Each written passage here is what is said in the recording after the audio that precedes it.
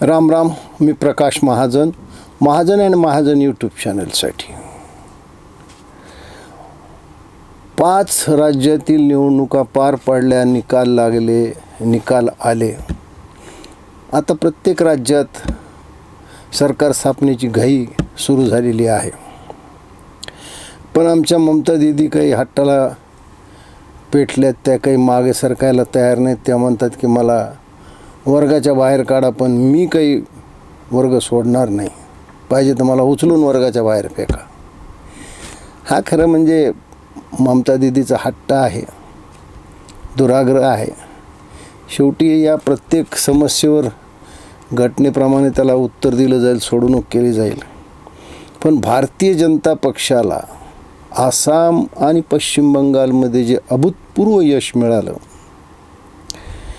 या यशाविषयी भारतीय जनता पक्षाचं कौतुक करावं तेवढं थोडं आहे. भारतीय जनता पक्ष कधी नव्हतं. आमचे बोलबांड संजय राऊत म्हणले की भारतीय जनता पक्ष 365 दिवस युद्धाच्या तयारीत असतो.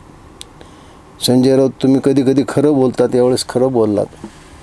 भारतीय जनता पक्ष हा 365 दिवस इलेक्शन मोडमध्ये असतो. आज त्यांच्याजवळ सत्ता आहे, सत्ता असल्यामुळं पैसा आहे, सत्ता असल्यामुळं कार्यकर्ते आहेत, कार्यकर्त्यांची कामं होतात, कार्यकर्ते जपले जातात आणि कार्यकर्त्याला सतत कामात ठेवलं जातं.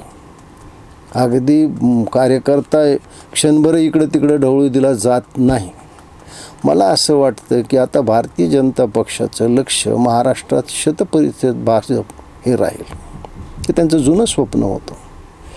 या यशामुळं भारतीय जनता पक्षाच्या नेत्यांचा, कार्यकर्त्याचा आत्मविश्वास खूप उंचावलेला आहे. पण याचा परिणाम त्यांच्या मित्रपक्षावर काय होईल? मी महाराष्ट्रापुरता विचार करतो. महाराष्ट्रामध्ये महाविकास आघाडीत आता सक्षम असं नेतृत्व राहिलं नाही. माननीय पवारसाहेबाचं वाढतं वय, त्यांचं आजारपण हे पाहता पवारसाहेब आता फार सक्रिय राजकारणात राहतील असं वाटत नाही.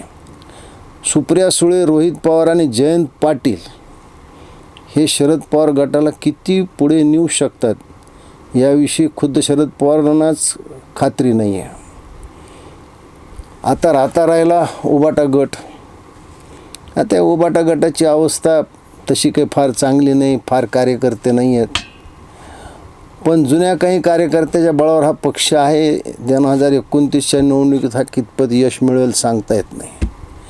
काँग्रेस पक्ष जो आहे तो मात्र एक राष्ट्रीय पक्ष असल्यामुळे आणि दलित आणि मुस्लिम मताचा फार मोठा आधार त्याला असल्यामुळे तो या राजकारणात टिकू शकतो.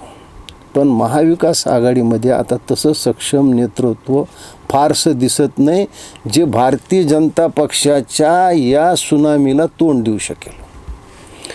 राहिला भारतीय जनता पक्षाच्या सोबत असलेले 2 मित्रपक्ष, एक राष्ट्रवादी अजितदादा गट. खरं म्हणजे अजितदादाच्या अकाली अपघाती जाण्यामुळे राष्ट्रवादीजवळ तसं सक्षम नेतृत्वच राहिलं नाही.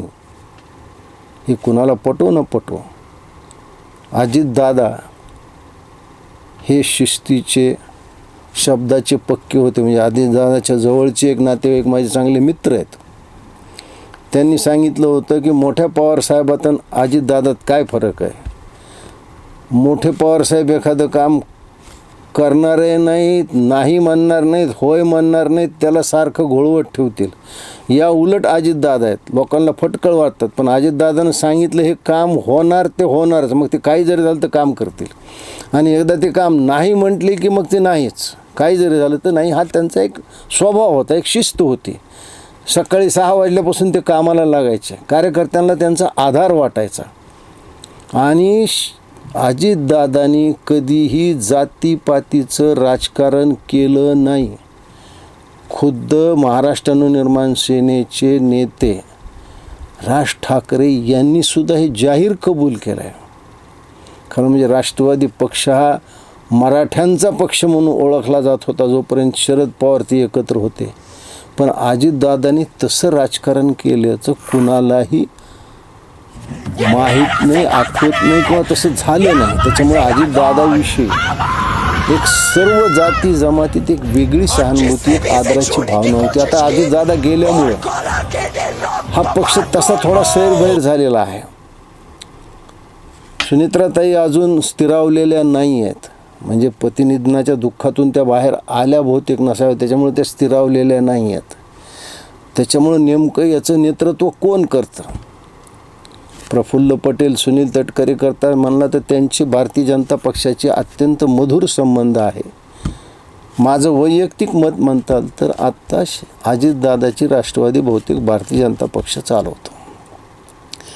आता राहिले शिवसेनेचे नेते एकनाथ शिंदे.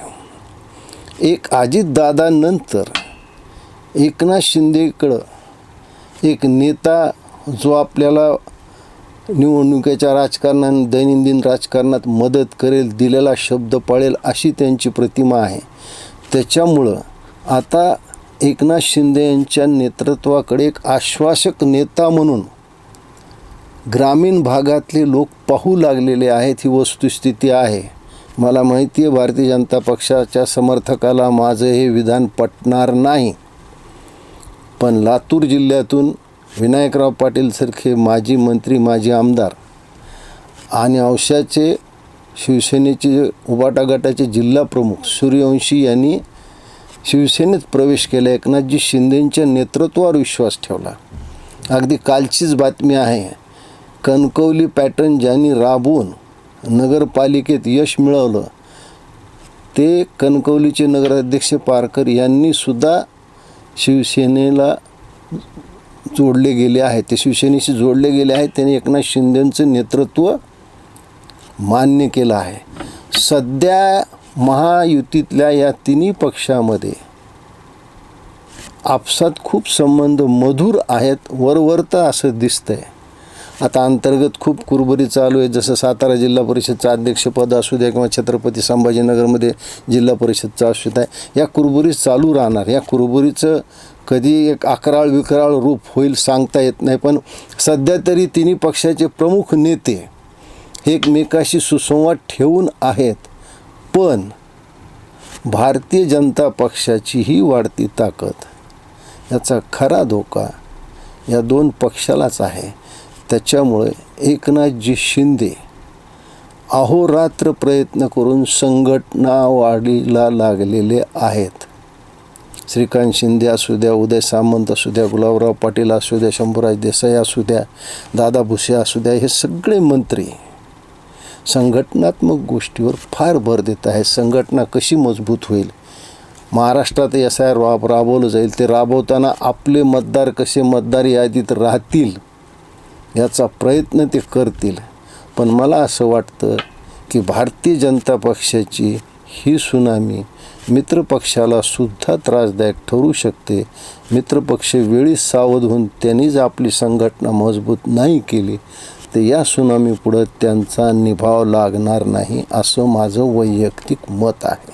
धन्यवाद.